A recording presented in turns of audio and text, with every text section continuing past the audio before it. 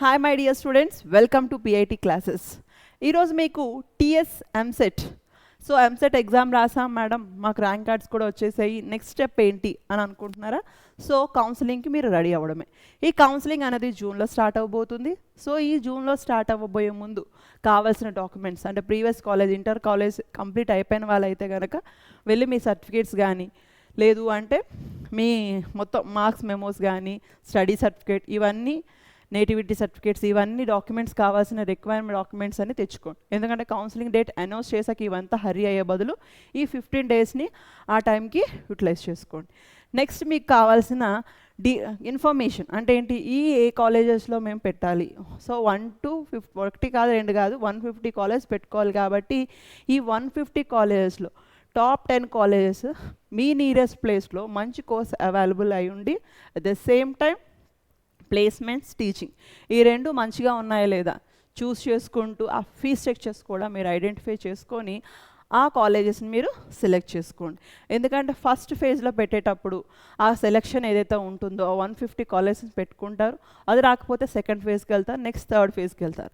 So ఈ రకంగా మీరు ఫేజ్ వారీగా వెళ్తూ ఉన్నప్పుడు మీకు కాలేజెస్ అన్నది ఇన్ఫర్మేషన్ అంతా మీ దగ్గరగా ఉందనుకోండి, ఈ కాలేజ్ కాకపోతే నెక్స్ట్ టైం ఇంకే కాలేజ్ పెట్టాలి. సో ఈ ఇన్ఫర్మేషన్ అంతా మీ దగ్గర గ్యాదర్ చేసి పెట్టుకోండి. సో పేరెంట్స్కి టెన్షన్ లేకుండా ఈ ప్రాసెస్ అంతా మీరే చేసుకోండి. ఎందుకంటే ఒక బాధ్యత ఉంటేనే మీరు చక్కగా చదవగలుగుతారు. ఎందుకంటే ప్రతి ఇన్ఫర్మేషన్ ఇప్పటి వరకు మీ పేరెంట్సే ఇచ్చారు, ఈ కాలేజ్ చదవండి, ఈ గ్రూప్ తీసుకో, ఆ కాలేజ్కి వెళ్ళు, ఈ కాలేజ్కి వెళ్ళు అని. సో ఇప్పుడు స్టెప్ ఏంటంటే మీకు చదివే కోర్సెస్ అన్నది మీకు ఏది ఇష్టం ఆ కోర్సెస్ తీసుకొని అందులో నా ఫ్యూచర్ ఏంటి, ఈ కోర్సెస్ చదివేస్తే ఓకే, బట్ అల్టిమేట్ ఫ్యూచర్ ఏంటి అని ఒక అనాలిసిస్ చేసుకోండి. ఎందుకంటే గుడ్డిగా అందరూ సిఎస్సి తీసుకున్నారు, మీరు సిఎస్సి, అందరూ సివిల్ తీసుకున్నారని మీరు సివిల్, అందులో ట్రిపుల్ తీసుకున్నారు మీరు ట్రిపుల్, ఈసీఏ కాకుండా ఇంకా బెస్ట్ కోర్సెస్ కూడా వచ్చాయి. ఏంటంటే జియో ఒకటి వచ్చింది, నెక్స్ట్ సైబర్ క్రైమ్ వచ్చింది. సో ఇలాంటి కోర్సెస్ ఏవైతే ఉన్నాయో మీ ఫ్యూచర్ని అనలైజ్ చేసుకోండి. సో ఈ ఫ్యూచర్లో నేను సెటిల్ అవుదాం అనుకుంటున్నా. So step by step pattern. కొన్నిసార్లు ఏంటంటే బీటెక్ చదువుతూ కూడా ఇంకొన్ని కోర్సెస్ చేయొచ్చు. సో అలాంటి కోర్సెస్ కూడా మీరు చూస్ చేసుకోవచ్చు.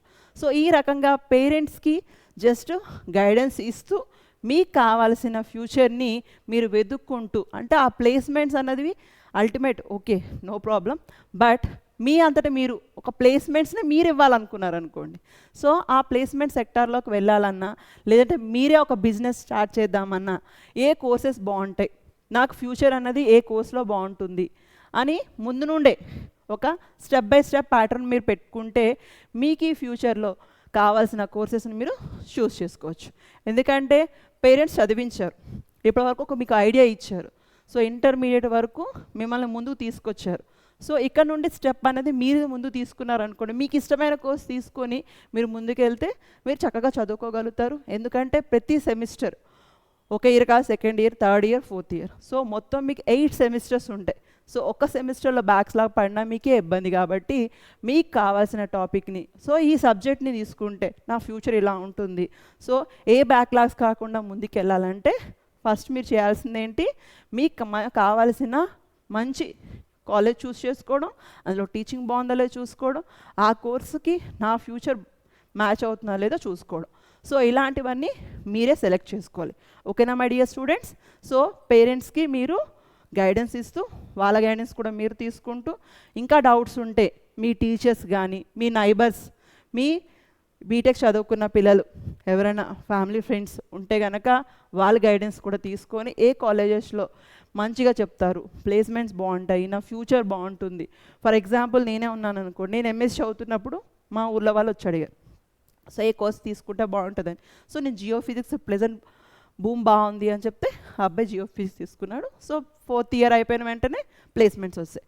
సో ఈ రకంగా ఎవరైనా గైడెన్స్ తీసుకొని వాళ్ళ ఫ్యూచర్ స్టెప్ని మీరు కూడా ఫ్యూచర్ స్టెప్గా మీకు నచ్చితే ఆ ఫీల్డ్లోకి వెళ్ళండి. ఓకేనా my dear students? All the best.